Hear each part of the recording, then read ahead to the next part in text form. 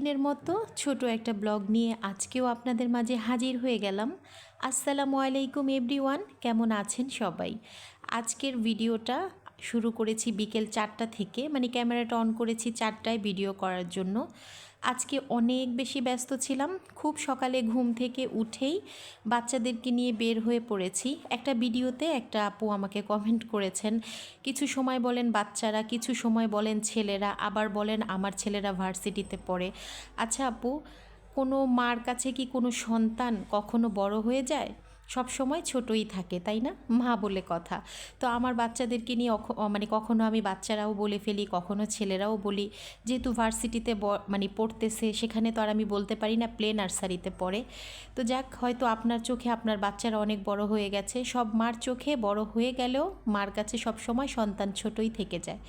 তো বিকেল 4টা বাজে আমি বাসায় এসেছি। সকাল সেই 7টা বাজে বের হয়েছিলাম দুই ছেলেকে নিয়ে। তবে গতকাল রাতেই আমি রান্নাবান্না করে রেখেছিলাম, আর কিচেনটা একদম ক্লিন করে রেখেছি।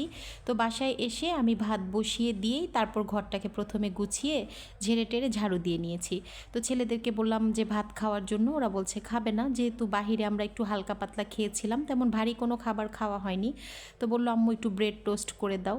তো আমার ছেলেদেরকে ব্রেড টোস্ট করে দিলে যে ব্রেডের চারপাশের যে অংশটা সেটা ফেলে দিতে হয়। ওরা খুব সফট এবং ফ্লাপি মানে ব্রেড টোস্ট খেতে পছন্দ করে, তো আমি সবসময় এভাবেই করে দিই আর কি।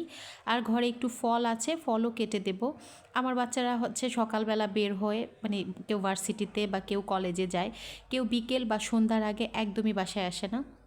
বাসায় আসার পর এতটা টায়ার্ড হয়, খাবার খেয়ে হয়তো ঘুমিয়ে যায়। তারপর রাতে না ওদেরকে ফল দিলে একদমই খেতে চায় না।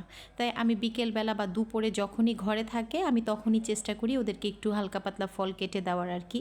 তো আজকে বাসায় তেমন কিছু ছিল না, এই তো একটু আমড়া আপেল এগুলো ছিল। তো আমার বড় ছেলে আবার টক জাতীয় খাবার খুব বেশি পছন্দ করে। ও পেয়ারা, আমড়া বা আচার, ও ছোটোবেলা থেকে না এই খাবারগুলো অনেক বেশি মানে পছন্দ করে। তো আমি ফলের ভিতরে ওর পছন্দের খাবারগুলোই সবসময় রাখার একটু চেষ্টা করি।